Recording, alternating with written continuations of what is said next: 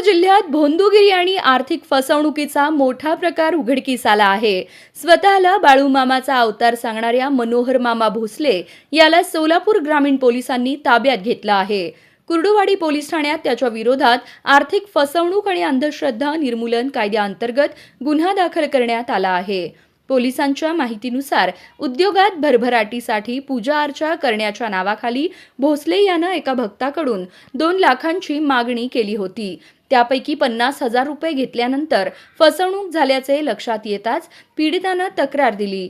कुर्डुवाडीचे police निरीक्षक अतुल मोहिते यांच्या पथकानं त्याला चौकशीसाठी ताब्यात घेतलं.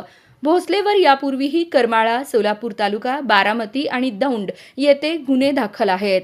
महिलांवरील अत्याचार आणि आर्थिक फसवणुकीचे आरोप त्याच्यावर आहेत. सध्या तो जामिनावर असल्याची माहिती आहे.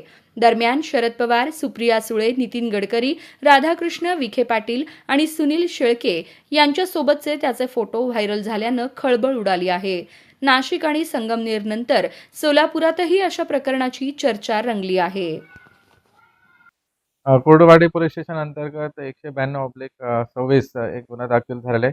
त्याच्यामध्ये फसवणूक आणि जादूटोणा कायद्यानुसार गुन्हा दाखल झालेला आहे. मुख्य आरोपी मनोहर मामा भोसले ह्याच्यावरती कंप्लेंट होतं की त्यांनी फसवणूक करून त्यांनी छळ केलेले. त्यानुसार गुन्हा दाखल झाले आणि त्यांना आम्ही ताब्यात घेतलेले. अटकेचं कारवाई चालू आहे. ह्याच्या अगोदर पण त्यांच्यावरती 21 मध्ये 4 गुन्हे दाखल झाला होता.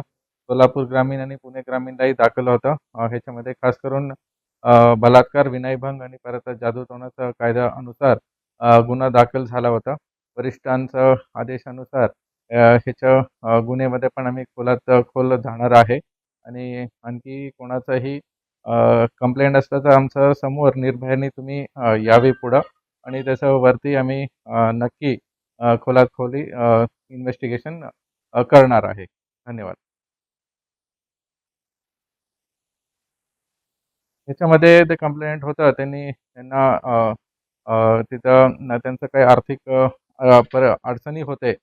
त्यानुसार त्यांनी जे मुख्य आरोपी आहेत त्यांनी सांगितलं होतं की काही पूजा विधी वगैरे करून त्यांचं आर्थिक परिस्थिती चांगलं करून देऊ असं त्यांनी सांगितलं होतं. त्यानुसार हे कंप्लेंट त्यांनी दिलेलं आहे. अटकेचे प्रोसिजर चालू आहे पोलीस स्टेशनमध्ये आणि त्याचा पूर्तता होईल. धन्यवाद.